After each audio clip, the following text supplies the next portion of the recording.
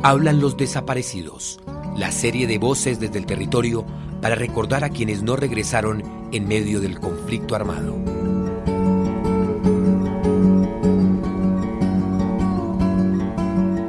Piensa en un cementerio. Es posible que la visión sea la de un campo verde con tumbas en el piso, o tal vez de un lugar gris con bóvedas y esculturas de ángeles. O es posible que la imagen que tenga en su cabeza sea la de pabellones estrechos, con pequeños cuadritos que tienen el nombre, la fecha de nacimiento y muerte de una persona. Algunos tendrán probablemente su foto. Pero en Colombia no todas las tumbas tienen un nombre. De hecho, no se sabe cuántas tumbas hay sin nombre, porque ni siquiera sabemos cuántos cementerios hay en este país. En cambio, sí se sabe que en 426 de estos lugares destinados para la muerte, hay cerca de 26.000 cuerpos sin identificar. Soy Beatriz Valdés y en este capítulo de Hablan los Desaparecidos, de Voces desde el Territorio, el podcast de Colombia 2020 y El Espectador, vamos a hablar sobre los cementerios como lugares de desaparición forzada, la dificultad de identificar los cuerpos y específicamente de la situación de 5 cementerios en el Meta, donde se logró identificar 830 cuerpos.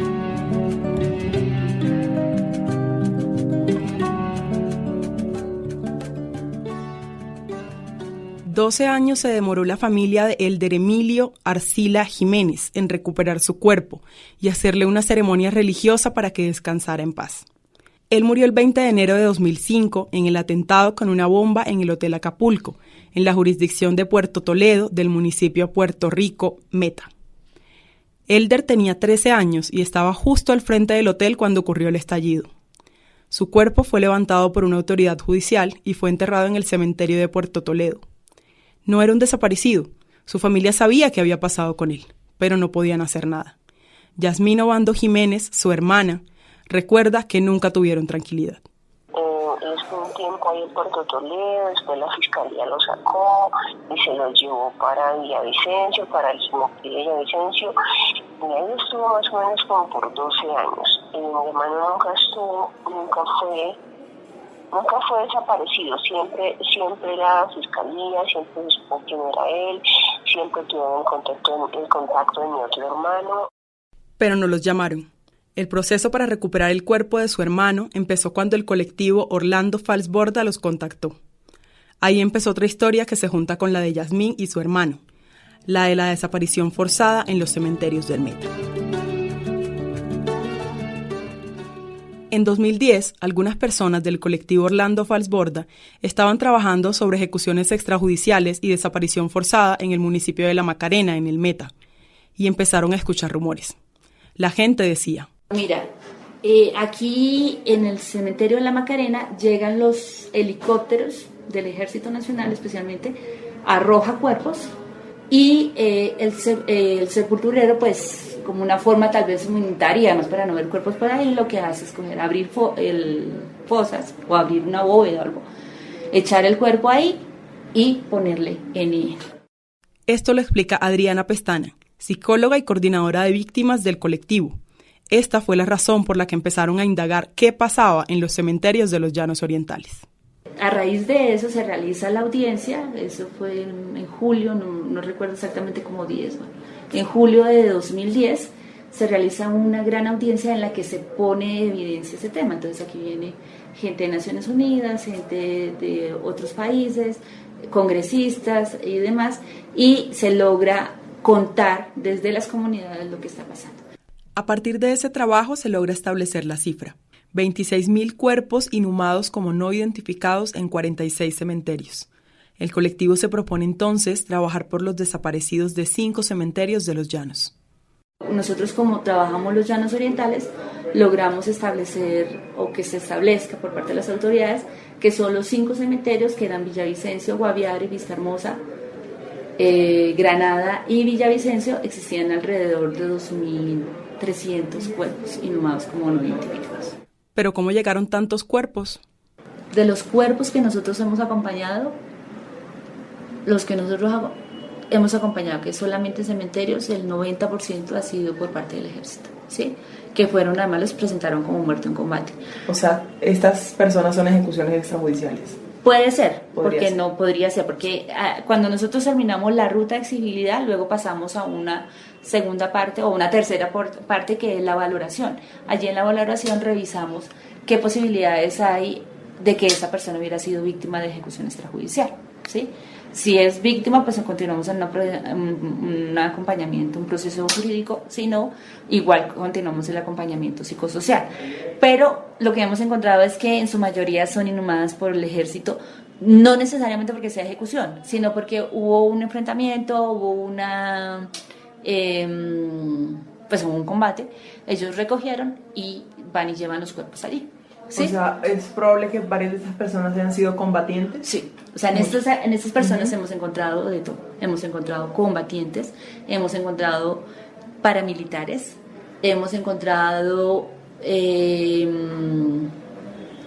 incluso militares, y hemos encontrado personas que no tenían nada que ver. Incluso de estos casos, en la actualidad, de esos 120 que te cuento que son directos e indirectos acompañados en el marco de la ruta de exigibilidad y acompañamiento psicosocial, por lo menos 50 estamos llevando un proceso jurídico, ¿sí? O sea que sí hay un alto número de víctimas presentadas como muertes en combate cuando no lo eran. Es decir, el ejército recogía los cuerpos que quedaban después de un combate y los llevaban a los cementerios del Meta para que fueran sepultados. Después de la audiencia de la Macarena, las entidades empezaron a hablarse para establecer la identidad de las personas inhumadas. Ahí, gracias como a ese trabajo y pues a esa incidencia, desde la Fiscalía, Medicina Legal y la Registraduría Nacional, se logra el convenio 001, y a partir de ese convenio se logra establecer que en los llanos orientales, en esos 5 cementerios, existe alrededor de 830 personas identificadas. De manera documental se logra establecer que hay 830 personas en esos cementerios. No se sabe exactamente dónde, en qué fosa, en qué bóveda, ¿sí? Pero se sabe que hay 830 personas identificadas. ¿Cómo lograron establecer la identidad de esas 830 personas? Esos cuerpos en su mayoría fueron inhumados por el Ejército Nacional, ¿sí? El Ejército Nacional tiene unas actas, ¿sí? Y esas actas de los levantamientos del cuerpo, ¿sí? Esos cuerpos, cuando se hacen los levantamientos, también se hacen actas y se toman pruebas de necrodactilia, ¿sí? Esas necrodactilias se cruzan con la información de la base de datos que tiene la Registraduría Nacional. Como saben, pues cuando nosotros nacemos y cuando nos vamos a sacar la cédula, pues ponemos las huellas. Entonces, esas huellas de necrodactilia se cruzaron con las huellas que están en la Registraduría Nacional y el match, ¿sí? El cruce de información. Entonces, ahí no se logra. Entonces esas necrodactilias que tenemos allí, Ejército o en Fiscalía, pues se cruzaron y ahí se logró establecer la identidad de esas personas. Se supo quiénes eran, pero no dónde estaban sus familias.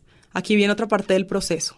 Encontrar a un desaparecido no es encontrar un cadáver, sino identificarlo y entregarlo a la familia que lo busca, a la familia que no ha podido hacer un duelo.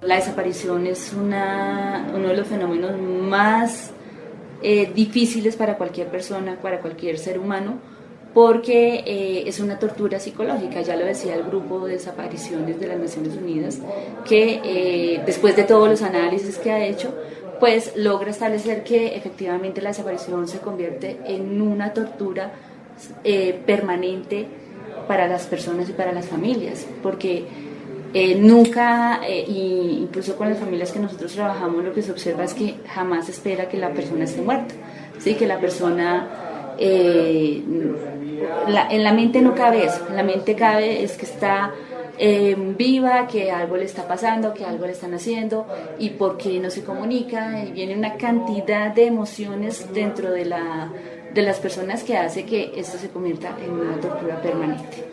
Pero muchas de las personas desaparecidas eran campesinos y trabajadores, gente que salía de sus casas a trabajar en otras regiones y podían pasar meses sin saberse de ellos, por falta de celulares o porque la cultura era así. Se piensa que van a trabajar y que algún día volverán. Esto hace que muchas familias ni siquiera sepan que su ser querido está desaparecido o muerto. El colectivo Orlando Falsborda inició entonces el trabajo para buscar a las familias de las personas identificadas en los cementerios de los llanos. La Fiscalía crea una revista que se llama la revista Rastros. Sí, la revista Rastros, en un principio ellos hacen como un acápite especial donde muestran la ropa de los familiares. Luego además empiezan a sacar las foticos que salieron de la Registraduría Nacional de las cédulas y empieza a distribuir estas revistas, que se llama Rastros. Solo que hay un problema, y es que pues todo a veces depende de funcionarios, y hay funcionarios pues muy comprometidos, pero realmente hay funcionarios como que no le veían la utilidad y realmente la revista quedaba como ahí. Recogimos toda esa información, que además era pública, y lo incluimos, lo metimos en una campaña. La campaña Contemos la Verdad, porque todas las personas no identificadas tienen una historia. ¿Esa campaña en qué consiste? Cogimos toda esta información, la metimos en afiches, en plegables, en pendones, incluso algunos virtuales, y empezamos a irnos por las regiones a buscar a los familiares. Entonces aquí viene como el muerto buscando a su ser querido, en este caso el desaparecido, buscando a su familia. Así contactaron a Yasmín, la acompañaron, le brindaron atención psicosocial a la familia y lograron que se hiciera lo que llevaban esperando 12 años, exhumar el cuerpo de Elder y hacer una ceremonia para sepultarlo en el cementerio de Granada, de donde son todos. Esto significó el cierre de un ciclo. Como este caso, hay 119 más. Desde 2013, el colectivo ha acompañado a 120 familias en la entrega de los cuerpos de sus seres queridos y eventualmente en procesos judiciales. De personas que todavía no hemos encontrado a sus familiares y que todavía estamos en el plan de la búsqueda, y pues que estamos ahí con la campaña jugándonos toda, van 377 personas sin encontrar a sus familias. Tenemos 87, donde ya tenemos un cuerpo, ¿sí?, que fue identificado en el marco del convenio 001, que las autoridades están haciendo el proceso de ya búsqueda de identificación plena, y que ya encontramos al familiar. ¿Qué otras cifras tenemos? 280 personas familiares de víctimas de desaparición, el que estamos en el proceso de documentación para entregársela a la unidad de búsqueda de personas desaparecidas. Y tenemos 120 familiares que ya recibieron el cuerpo de sus seres queridos y que las hemos acompañado de manera directa e indirecta. De esos 120, alrededor de 80 las hemos acompañado directamente. Se tiene acompañamiento psicosocial, acompañamiento jurídico, acompañamiento forense. Y de esas 80, alrededor de 50 tienen un proceso jurídico, ¿sí? Es decir, que fueron víctimas, que fueron más como no identificadas, desaparecidas, y además víctimas de ejecución extrajudicial.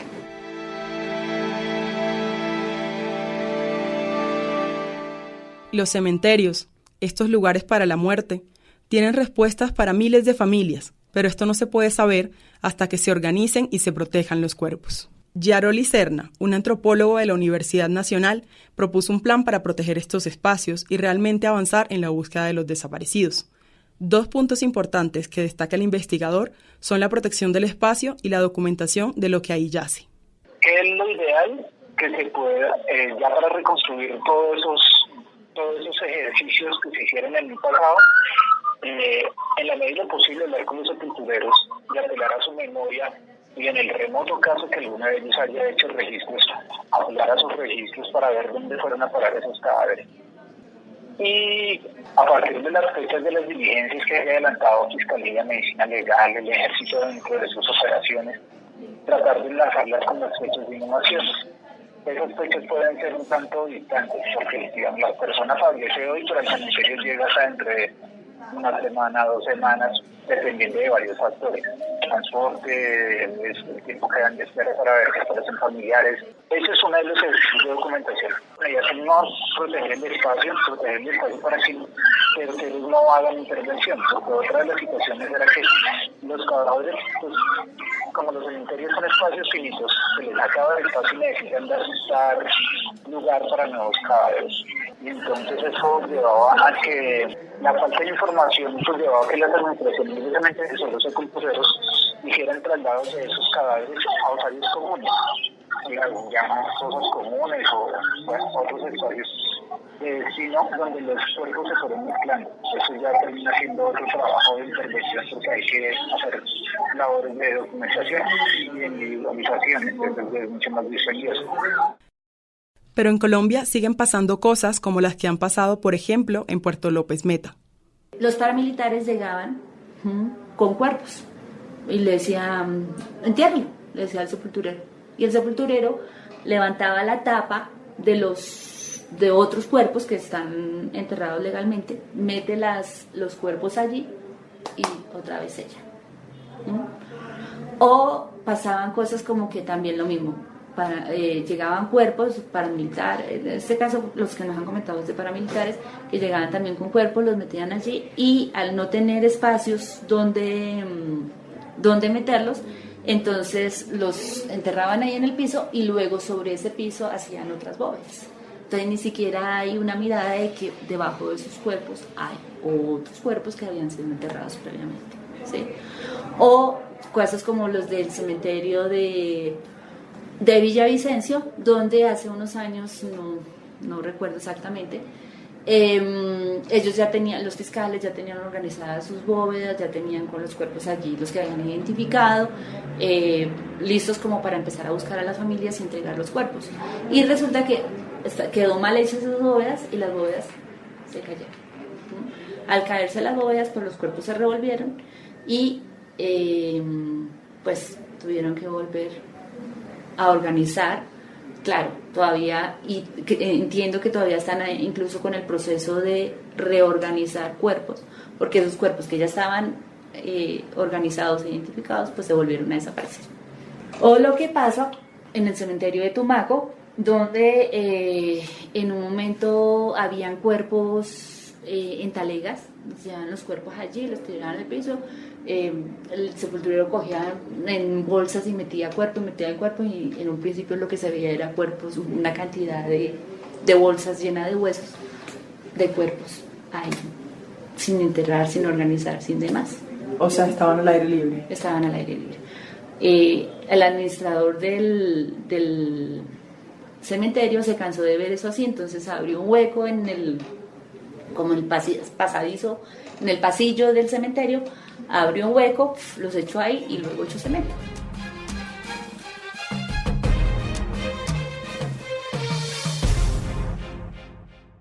Las víctimas de desaparición forzada saben que su ciclo de dolor no se cierra hasta que sepan dónde están sus seres queridos. Los cementerios guardan una verdad en los cuerpos no identificados que debe ser cuidada, protegida y esclarecida, y esta debe ser una prioridad.